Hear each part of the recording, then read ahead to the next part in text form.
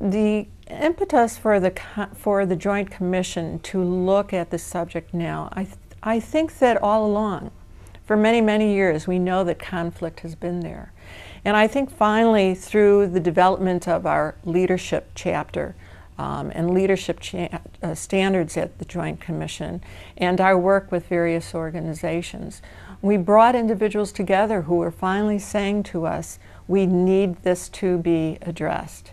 And also that there were data out there, and again there were professionals who were who had for many years spoken about disruptive behavior, and that now this was the time, along with conflict management, to really take a look at this and to address it.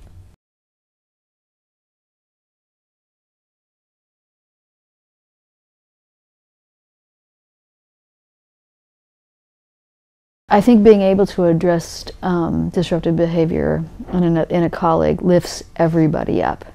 And I've seen that happen when we have needed to talk to a physician about, you know, inappropriate language or something in the operating room or whatever, what have you. I think that raises awareness for everybody around that to say, wow, this matters, it counts. People are paying attention, and if I want to build this community, then I gotta act like this. I think nurses are very attuned to the environment, to interrelationships, and they are probably the front line in being able to identify when disruptive behavior is occurring, and then to bring it to the attention of those that need to know.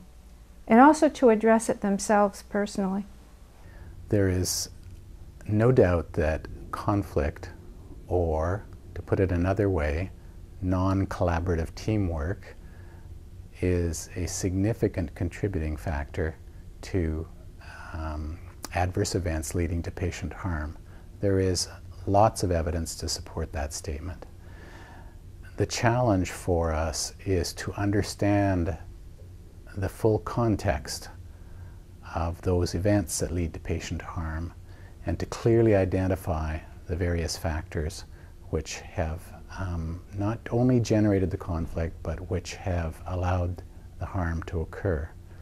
It makes no sense whatsoever for us to focus only on those involved in the conflict and not deal directly with the conditions which have created the conflict.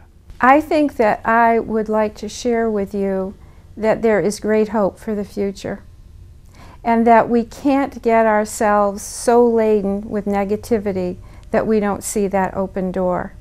There are excellent relationships that currently exist between physicians and nurses to nurses, only to be bettered by growing those relationships, and so to provide the environment for that to happen.